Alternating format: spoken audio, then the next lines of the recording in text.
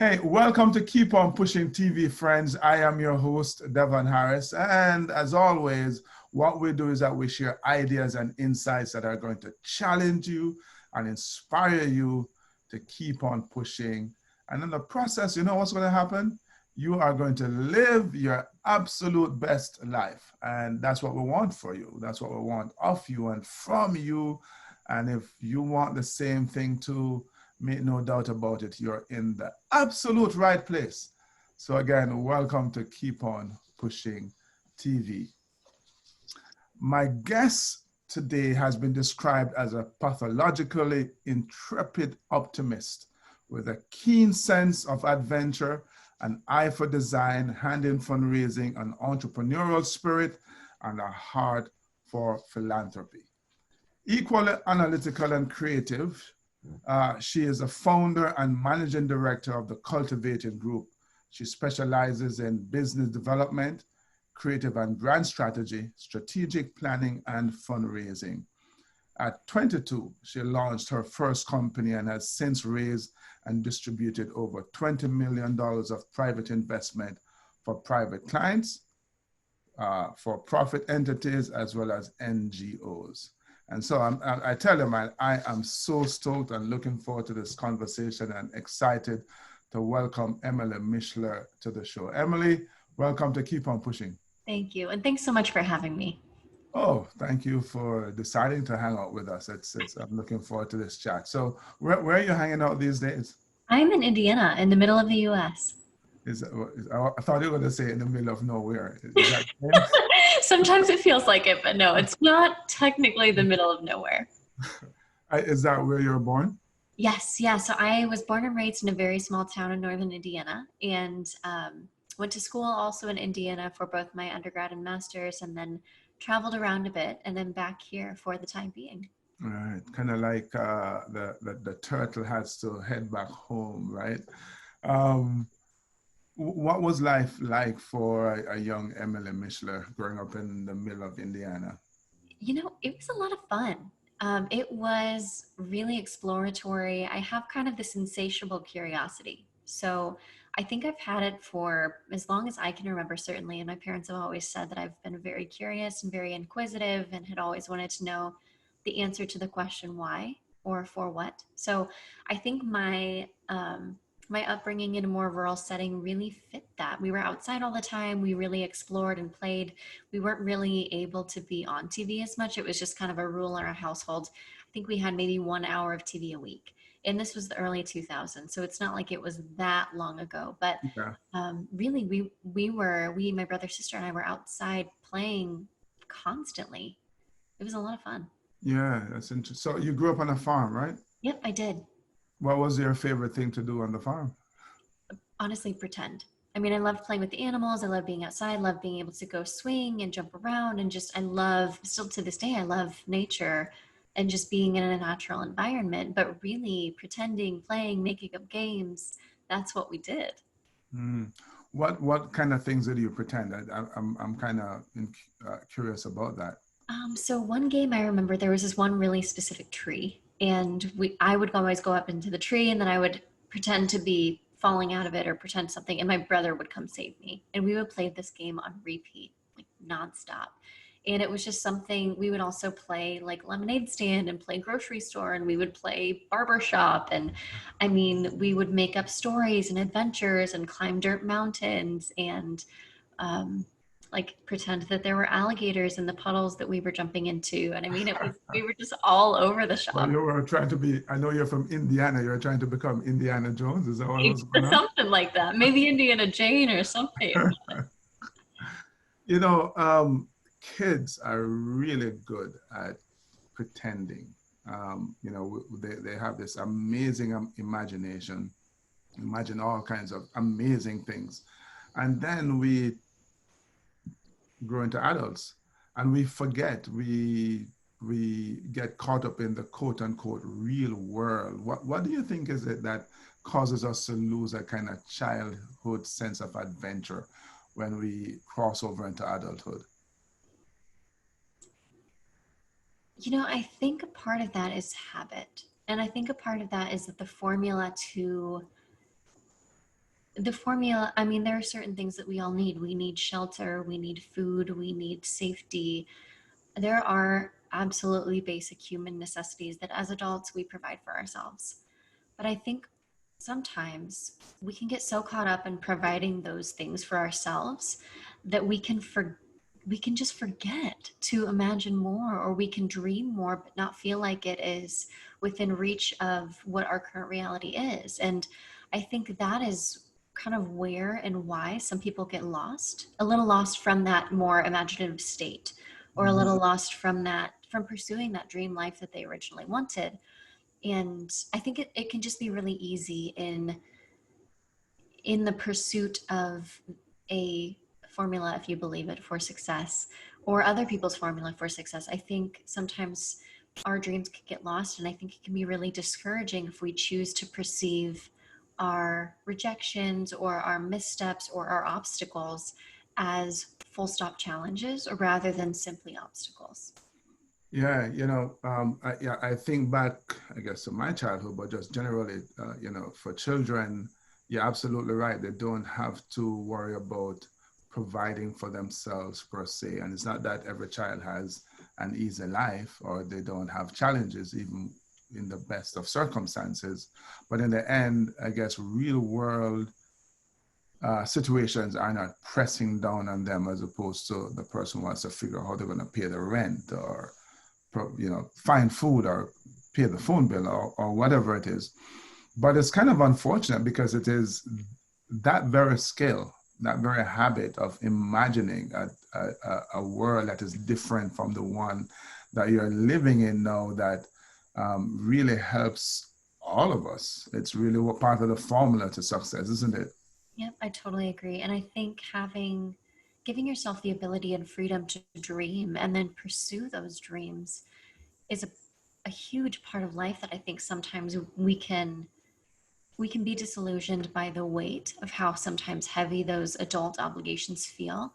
And I think sometimes we can really forget about how, not only how much fun, but how much the world needs people to dream bigger and do bigger and go farther and continue to push ourselves past the envelope of what we find familiar, really into that beautiful place of the unknown that sometimes Mhm. feels scary, but really, for me anyway, that's where the magic happens. That's exactly where the magic happens. And, I'm just kind of thinking back again to childhood. I cannot remember a time when we were playing and somebody dreamt of being Superman or whatever, and another child go, "No, you can't be that." If that was said, it's because they wanted to be Superman, not because they thought it was an impossible imagination, so to speak. But in adulthood, we get that. You'll tell your friend about it, this dream, this ambition you have, and they'll tell you that it's not possible. You need to be quote unquote realistic. And I'm just wondering if it's them kind of pushing, projecting their own insecurities and fears of failure on us, and then we, unfortunately, foolishly kind of embrace that too. I think you're spot on. I mean, when you see somebody really going for it and you're still over here following a formula that you never really knew, you never really agreed with, and you never really understood why you were doing it to begin with. When you see somebody really going for it, that can be really triggering. And that can really pull, not only pluck at your heartstrings, but that can really pull up a lot of beliefs that might not be cute about what you believe to be possible. And it also might be triggering for some of the belief system and insecurities and things that people have said to you over the years that have weighed you down, or that you've taken on to heart as a truth that may not have been your truth to begin with. It might just have been someone else expressing concern for you that was really an extension of their own limiting beliefs. So I think you're spot on. I mean, when you see somebody going for it and you recognize in yourself that you haven't, that's going to cause some cognitive dissonance. And I think other people inherently could potentially try and pull you down or hold you back from really going for it, because they want what's best for you. And a lot of times what other people perceive to be best, quote unquote, is really simply just what it's in within their own sphere of reference. It's Mhm. best within their own world and their own from their own level of understanding. And that's okay. It's very well intended, but I think as adults, and I think as people who are pursuing their dreams and moving forward and really giving life a solid go, I think it's really important for us to know the difference between what is ours and what is other people's, Yeah. and what is genuine concern and what we really should appreciate and then move forward without. Indeed. So I so agree with you. And as I'm looking at your life, Emily, you are one of those persons who it seems as if you never lost that ability, that childhood ability to imagine. And you have not allowed others to project themselves onto you and how you choose to live your life and to pursue the opportunities that are out there. So um, uh, talk to us a little bit about that mindset. Where do you think that came from? How were you able to nurture it and hold on to it? To be honest, I'm not sure where it came from. I think a part of it was just innately me, and I think a part of it was what I chose, even from a really young age, what I chose and who I chose to include in my life, um, really helped to shape and groom that.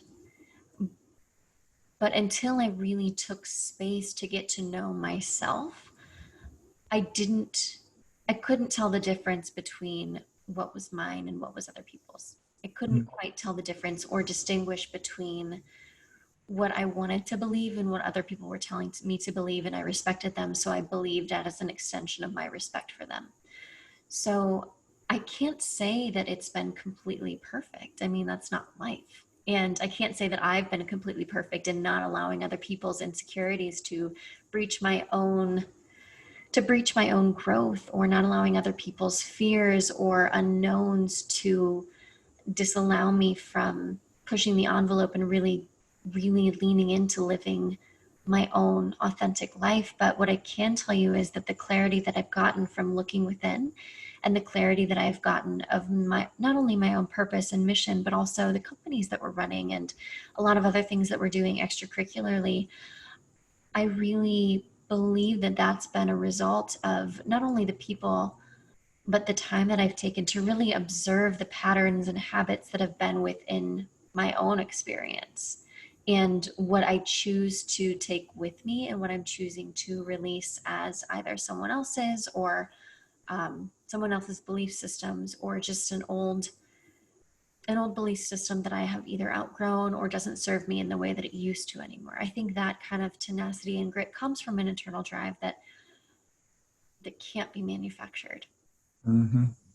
You know, you touched on a point there that I speak about all the time. You know, you mentioned the fact that you had to kind of get to know yourself, look into yourself, and I often say that that's the most difficult work that any of us have had to do or need to do.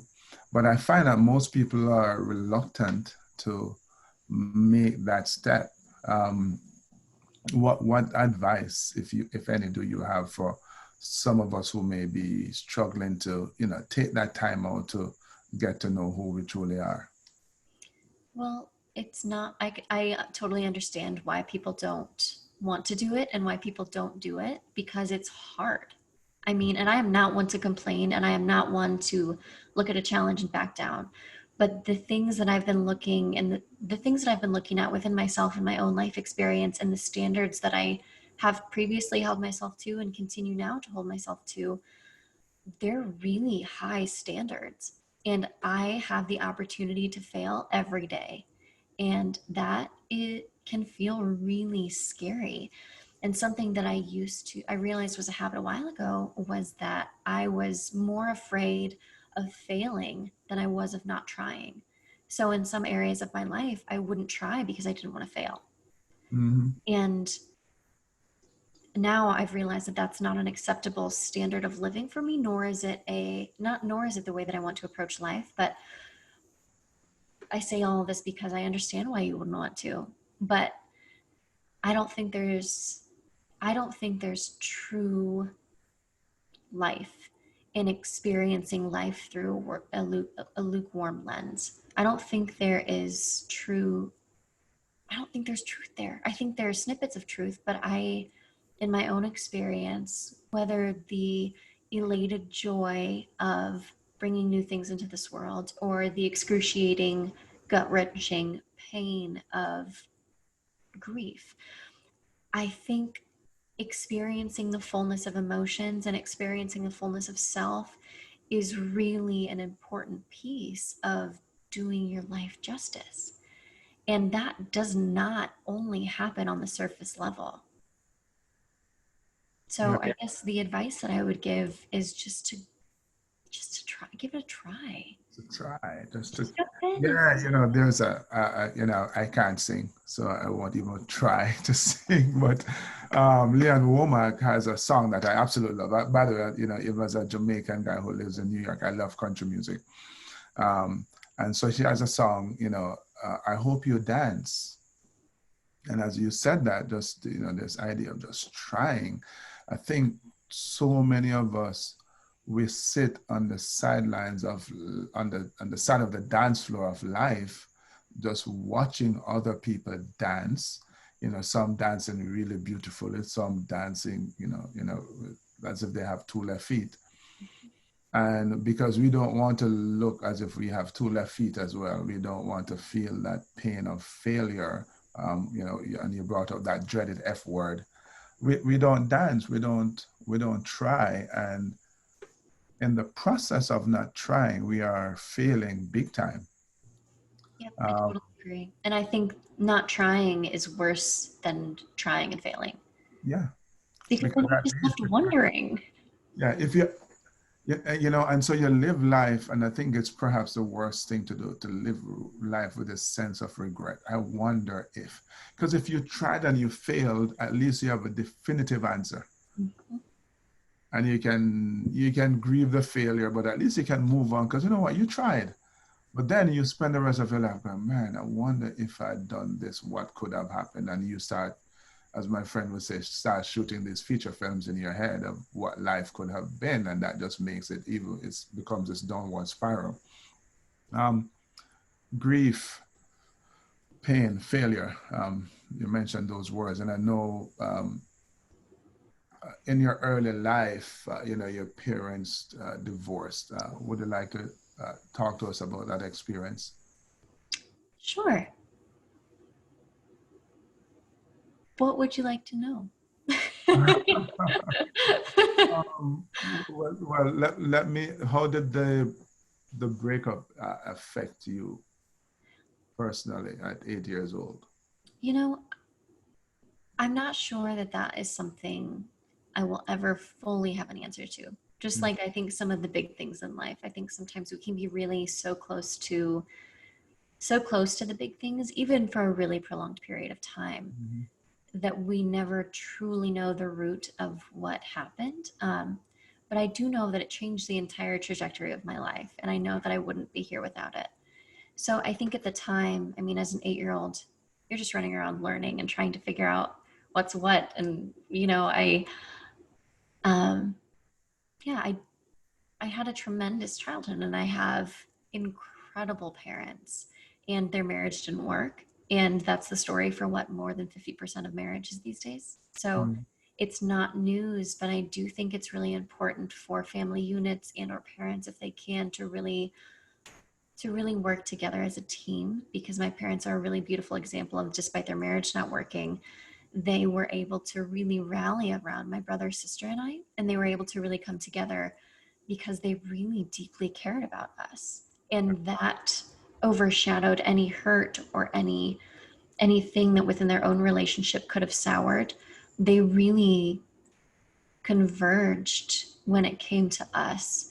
And we had two really beautiful examples of different family units as a result.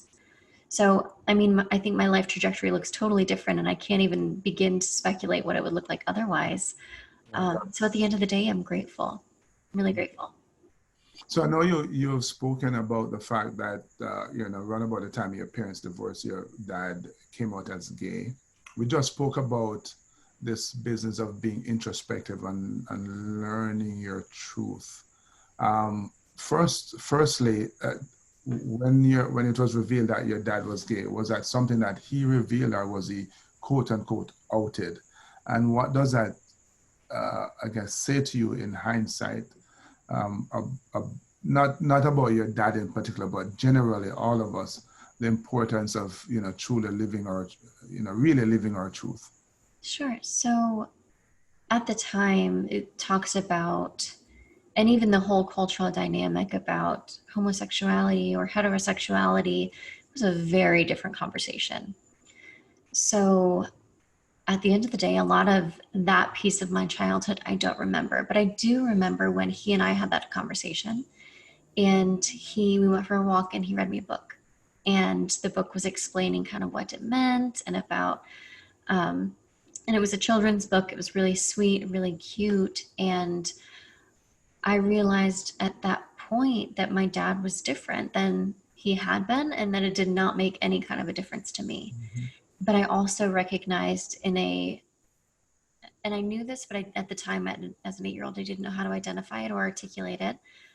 I knew that he was being brave. I could tell that he was nervous, and I, I loved him, and I love him so much. And his preferences or his genetic makeup don't shift that. I mean, I think that's truly what love is. So, um, yeah, at the time, the conversation socially was a very different conversation than it now is, especially in the middle of Indiana, and very, Everywhere actually, but you're right. uh, Mhm. yeah, it's just become a very different conversation.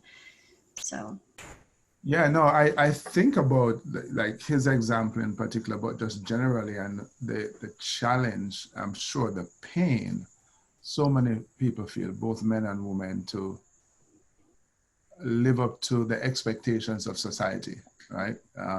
Because they may indeed have done the work, feel a certain way, know who they were, but didn't want to upset the apple cart, as it were, because of the way people would judge them, and perhaps how difficult they think their life would be.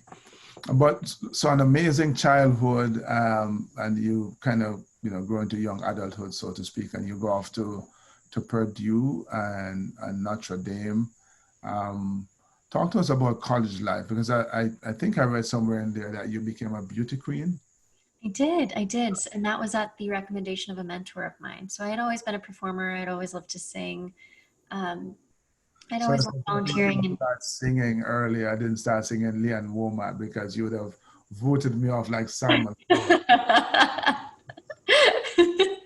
So yeah, I'd always loved to sing, loved community service, and a mentor of mine recommended that I get involved in it because I paid for school myself. So, and that was a way to earn scholarship money. Scholarship dollars are exchanged for time spent in community service through Mhm. an organization that I was involved in. So got involved in it, ended up loving it, had a tremendous experience within the pageant industry. And as I kind of coin it in my own life, the pageant, very sparkly chapter of my own life, that lasted for about 5 years, but had a really tremendous experience. And that was also simultaneously while I was at Purdue. So I ended up serving in a few different capacities within the Miss America organization, served as a Miss Purdue, served as a Miss Elkhart County, which is part of the region of where I'm from, and just had a really had a really intentional go at learning how to interview and learning how to network and really learning how to volunteer and also learning what smaller nonprofits need, because that is a lot of the advocacy work that's done through that industry is with smaller nonprofits. So it was a really, really fun, really, really busy time, and not one that I would have expected growing up where I did, but one that was truly transformational. Yeah, what does that say to you about the idea of not just dreaming, imagining and dreaming big, but also taking advantage of opportunities when they present themselves? I think it takes sometimes just I've heard a quote something like an insane amount of courage for 10 seconds can completely change the trajectory of your life. And I think that's been, I not only think, I believe and have seen in my own life that to be so true. I mean, if you have the ability to recognize when doors are opening for you and you have the recognition that you also have the ability to walk through them, it may take an insane amount of courage. You may be very well be leaping into the unknown, but just past that threshold of the unknown is again where that magic sweet spot is. And I think if we can really lean into pursuing those things that are so driven by that insatiable want for more impact and living a life bigger than ourselves, I think that is truly where we can make a big difference in this world. Mhm. Oh, wow. Wanting more. I kind of feel like when you were talking, I was thinking to myself, wanting more and, living a life that's going to have a bigger impact. I'm going to ask you an unfair question because I don't know how to answer it myself. Where does that come from? This idea that, you should want more, and in addition to that, you should want to make a bigger impact in the world. I don't know if it's a should or a shouldn't. I think a lot of times we're taught that, whether it's through different religions or different organizations or different mentors that we find or different books that we read. I think it can be very should heavy, and I don't like to do things that I should do. Mhm. I love to employ the element of choice. And yes, there are some things that, again, like we were talking about in my adult life, there are things that I need to do in order to exist. But I don't know exactly where that internal drive comes from, but I do know what it feels like. And I do believe that all of us have it. I just think based on some of the decisions that we've made in our lives, and again, like we've talked about previously, how deeply we've chosen to dive, I think some of us have access to that feeling a little more or less easily. And I also think, based on the way that you challenge yourself in your own life, whether it is through athletics or whether it's through business or whether it's through finances or whether it's through the way that you the way and the amount that you love in your relationships. I mean, I think if we're always just trying for one step further or 1% better, that will always keep us moving forward. And I think that creates a momentum that helps us to continue to fuel that inner insatiable drive for wanting to be bigger and better and having a more impactful life. Sometimes it can be easy for us to get caught in our own day-to-day tasks, and I'm totally guilty of that myself. I mean, not every day feels like a rainbow, but I do believe that there's good in every day. And I Exactly. do believe that we all have the ability to seek that good every day. So the pageant, and you were involved in lots of volunteering. Is that where you kind of found your interest, your love, your passion for giving back and not-for-profit work? Yeah, I think that had always been kind of a piece of the puzzle that was me. And I think that had always been a piece of the narrative that was my childhood and that kind of that I grew with. But I didn't truly realize it could be a career or a profession until that pageant chapter. So as I learned that, and also as I continued my own educational journey, I leaned into more volunteering and also realized that I could get involved in the world of development, which is more so the strategic long-term planning and fundraising piece behind funding a lot of nonprofits and also smaller startups. Mm. Did you have an idea, as when you're younger, about what you think your career choices might look like after college? Yeah, I knew that for me, a secondary education piece, that being more of a professional degree, either law, business, something like that, would likely be a part of the cards. But I didn't know exactly which one. So as I was on my professional journey, as I was going from one opportunity that I had had in the nonprofit space into another, I realized that at this new opportunity, I could also get an education from a business school that was a good one and one that I was very curious about. And it was also a degree in business that had a philanthropic tie. So it kind of helped all of the puzzle pieces match up. At one point, when I was a kid, I wanted to be a lawyer, also wanted to be an artist, wanted to be a baker, wanted to be a hairstylist at one point. I mean, it was all over the shop. But I think that too is the beauty of having an imagination and just being a kid and leaning into that. You truly can be anything that you wish, even if it's Superman. And I think by default, like you were saying earlier, if you believe it, you automatically become it in other people's eyes. And I do think that that can be true to a certain extent also in adulthood. It's all about just making it happen. And that starts with trying. Indeed. You got to dance. I hope you dance, Leon, as Leon said. So you end up, out of college, and I know you traveled the world a little bit. Talk to us about, how those opportunities started opening up for you. Let's start there. So that for me was a big trust fall. And we talked a little bit about courage. We talked a little bit about pivot points and about jumping. For me, that was a jump. Because to that point, I had traveled around the US a bit. I had traveled a little internationally as more of a tourist and a traveler rather than someone who is traveling full time, which not only the speeds of travel are different, but also the depth of experiences can be very different.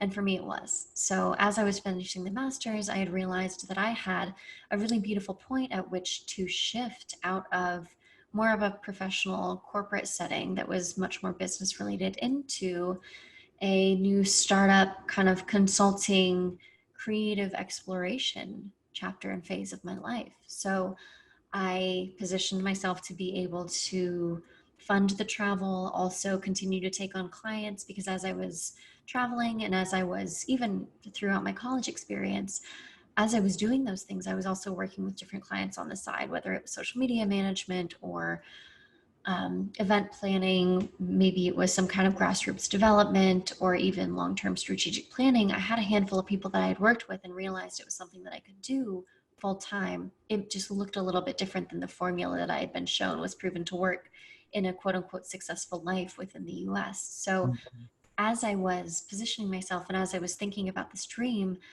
I realized it was not only time, but I was also prepared. I didn't feel ready at any point really, but I knew I was prepared. And I knew I had everything that I needed in order to be able to make that a reality. So I did. And I jumped into first Hong Kong and then traveled all around different parts of Asia, different parts of Australia, different parts of New Zealand, um, even going into Europe and the UAE, some of the Caribbean, um, was really all over the place, the majority of which was on my own. And that I will always look back on as one of the most transformational and also formative chapters of my life, because that period of self-exploration has completely shifted the way that I see the world and also the way that the companies that I now run also operate within the world from this lens of inclusivity and curiosity rather than strictly the educational component that we were given in school. Mm. I want to continue talking about the traveling in a bit, but you said something that I wanted to touch on. You spoke about being prepared, but not necessarily ready. And I think I know what you mean, but I'd love for you to expound on that. Because I think so many of us, especially when we're younger and we're starting out in our careers, but perhaps at other phases in our lives as well, we are actually prepared. I don't know if we recognize it, but we're not always ever ready for the next challenge. So if you could expound on that for me in terms of how you see it, that would be awesome. Sure. Yeah. So I'll give you an illustration. I was at the beach the other day. I was celebrating part of a long weekend, just really trying to soak in the last few days of summer, getting off tech, because I realized too that technology, as beneficial as it is and as amazing as it is not the way that I want to live the entirety of my life. So jumped off tech, went to the beach, had an amazing time, and this was one of the Great Lakes. So typically there are not waves, not big ones anyway. Recently, the winds have been so strong that we have crazy riptides, really big currents, and massive whitecaps. So it's a really super fun time to be at the beach, especially in the Great Lakes, because it feels like an ocean. And being in the middle of Indiana, we don't necessarily feel like we're near or in the ocean because we're not. So went to the beach, saw these kids running around, and they were just like, I've never seen kids so just like free falling, like diving into these waves as hard as they possibly could, just because it was fun and just because they wanted to play. And I wish that I could better paint the illustration for you, because They had no idea what the wave was going to feel like when they fell. They had no idea what the riptide was going to be like. They had no idea what the, like, and they didn't care what the potential downside to them going and playing in the waves could be. They didn't care how much sand got in their suit. They didn't care when they were going to have lunch. All they wanted to do was play in the waves because they saw the waves and it looked like fun, and they went and they were at the beach, and that was it. That's all that mattered. And I say that because I think sometimes as adult, like an adult might perceive that situation completely differently. An adult might look at the waves and think riptide, current, scary, take care of the kids, lunch, is anybody going to die?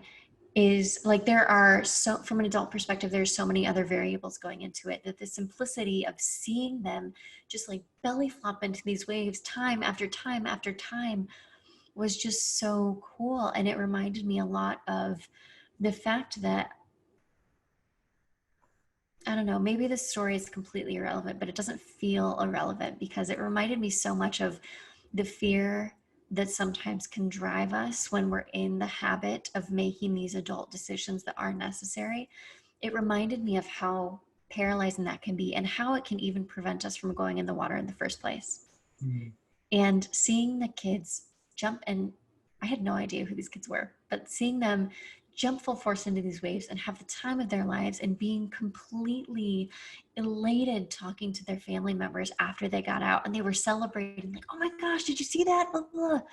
They were so excited and just so happy to be alive, and it didn't cost a thing. I mean, to be able to see them do that, and then to be able to see it again from adult perspective and think about how we again would approach things differently, and then to see some of the adults within that family unit go and do the same thing with the kids in the waves was so life-giving. And it just made me realize and recognize how we can allow the fear of anticipation, or in my own life I call it sometimes anticipatory anxiety, how we can project all of these worst case scenarios onto different situations that likely won't happen in the first place. They could, but so could all the good things that we fail to recognize because we're too busy focusing on the potential downside. I think it's really important for us to really lean into also seeing the good and being willing to take a risk for that reward, even if it is just fun or even if it is just self-expression. And in that way, I do believe that we are prepared. It just sometimes doesn't feel like it. And I think readiness implies this perfectionistic checklist that sometimes we can get stalled out by because we don't feel qualified enough, or we don't feel educated enough, or who's going to listen to me, or why would what I say matters, or there are a slew of different reasons that we can find if we want to choose to continue to be held back from pursuing our dreams, or we can choose to look at and pursue the upside. And I think that is the difference to me. Mm-hmm. It's kind of interesting because we were hearing a bird chirping earlier, and one of the things I know, I'm not an expert on birds by any stretch of the imagination, and I don't know if all species of bird do this, but there are some mothers who will fly to let's say a higher branch after the young baby chicks have gotten up to a certain age, and they just tweet and call that bird, that baby bird, until they find the courage to leave the nest and fly up. And so you're right, they are obviously prepared, but we're not necessarily always feeling ready for the moment. When opportunities come up, there always is unknown. And unfortunately, some of us, instead of thinking about all the wonderful things that could happen if we just launch, if we dive into the water, into the waves and the riptide, we think of all the other things that could possibly go wrong. And that ill prepares us in the moment, or makes us unready, I should say, to take advantage of a moment that we've been prepared for. And so we miss the opportunity. So as you traveled, Emily, you were working with clients? I assume that this was virtual. You were working with these clients virtually? Yep, some of them were actually in person. It got to a point where I was able to get really strategic about the places that we were going in order to create more opportunities. But the majority of what we were doing was virtual. Right. So is that the thing then that kind of formed the basis of how your business is constructed now? Yeah, so it was a lot of doors that flew open that I recognized and leapt through. And a lot of times I didn't know if I was ready and I didn't know if we were ready, but we were willing to try. And that has been where we currently are, is the result of those decisions, and also taking advice from those who had also leapt through those doors and had learned faster than us. So they were able to shorten the curve Mm-hmm. and give us advice and really mentor us. So yeah, it was just a series of right things. But we had been doing the Cultivated Group had existed in other forms for about 6 years, but really full time we've been going for about 2 years, about 18 months.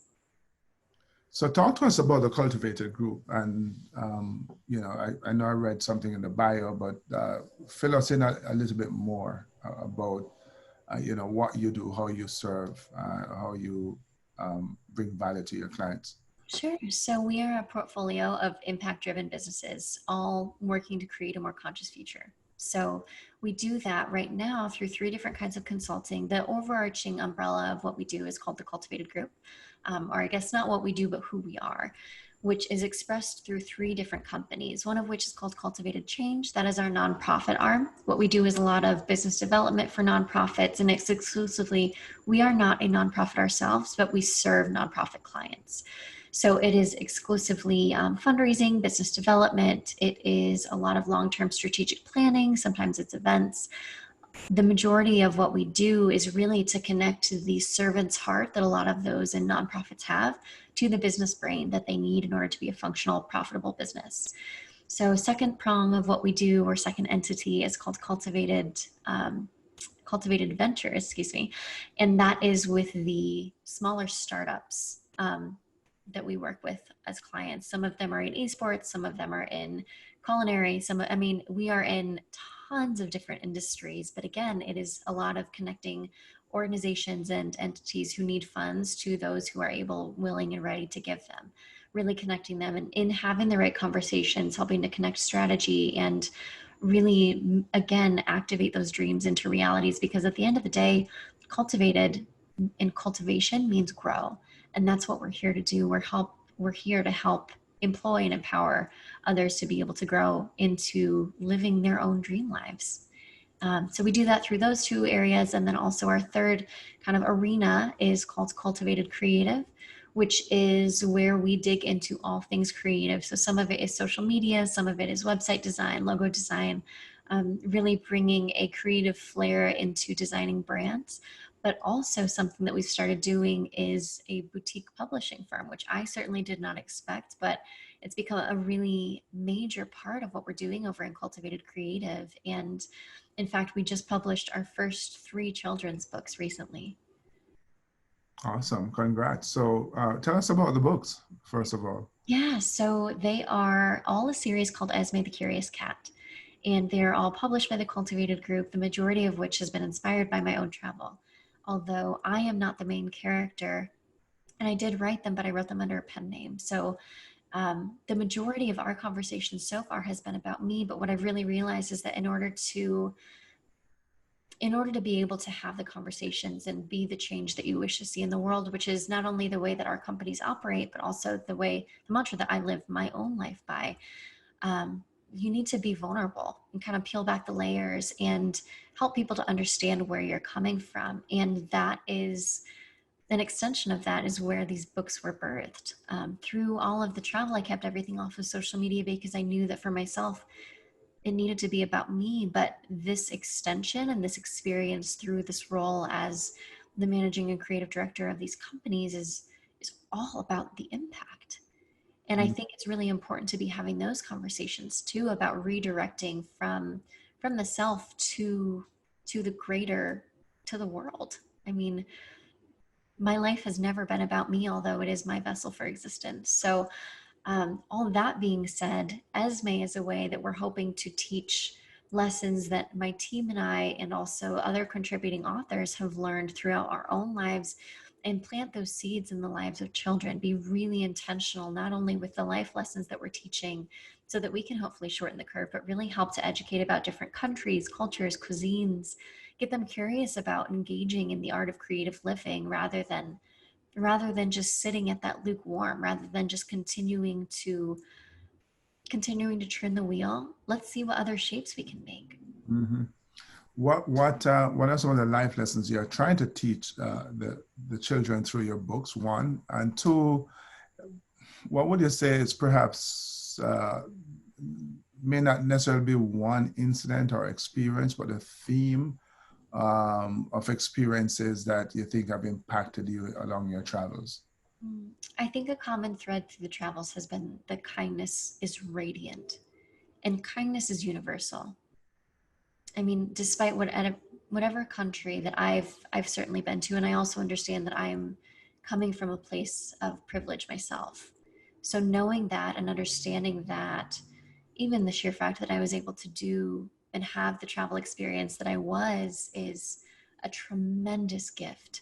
So knowing and honoring that and seeing that a smile in almost any culture, it elicits the same kind of eye sparkles. It means similar things, and just an extension of self, an extension of kindness or generosity or helping others, or the basic pillars of being a good human exist in any culture that I've ever seen, and I believe in almost anywhere you go in the world. So it's those basic elements of kindness, compassion, curiosity, tenacity, courage, grit, really leaning into self exploration and also honoring the experiences that others are having throughout the world, and learning about those through the different adventures that Esme goes on throughout her own travels. That's what we're trying to aim for in the book.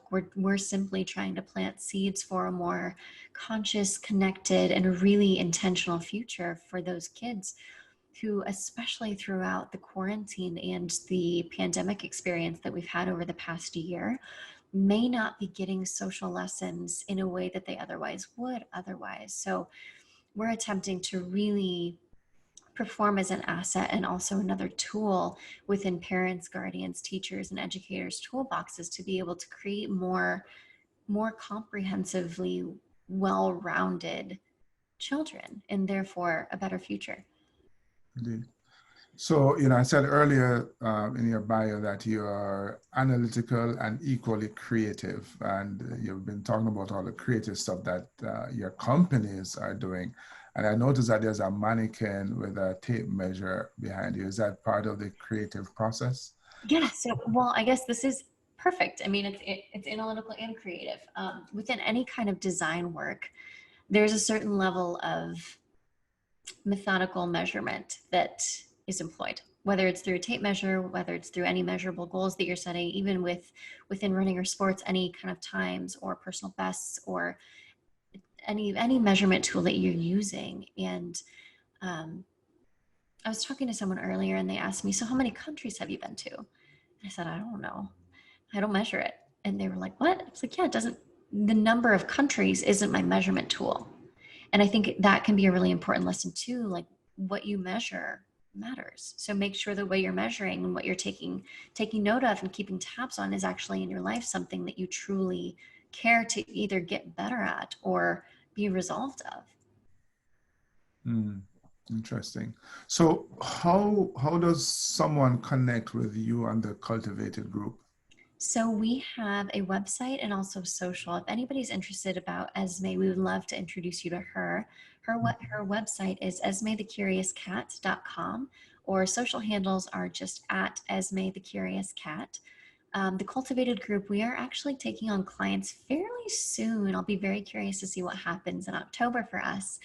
And we're taking on new clients. That application, but also more information about us, is available at thecultivatedgroup.co, as well as our social, which is just at the Cultivated Group.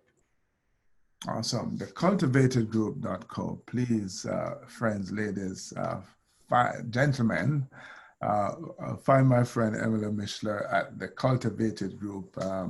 Emily, this has been such a treat. I really, feel like I could keep chatting forever and ever, but in the interest of keeping our clients engaged and respecting their time, maybe we'll do a part two, but I appreciate you sharing. Man, there's so much wisdom that you dropped on us today. At one point, I was going to go, preach it, sister. Well, thank you so much for having me. I'm really excited to be introduced to your audience and would love to get in touch with anyone who's curious or interested. Indeed, indeed. So guys, if you enjoy this, if you found any benefit, don't forget to connect with Emily, but also don't forget to leave a comment. Subscribe to this channel, hit the notification bell, and also share it, man. Don't keep it. Your friends want to be inspired as well, so make sure you share it. Emily, it's been awesome. Thank you again. Thank you. And Thank you so much. keep on pushing. Thanks for watching. If you haven't done so yet, make sure you click on that subscribe button and hit that bell. You'll get a notification every time we post a new video. And don't forget, share it with your friends, man. They want to be inspired as well, right? So share it. Don't keep it. And before you go on to the next video, visit my website, www.devonharris.com. Keep on pushing.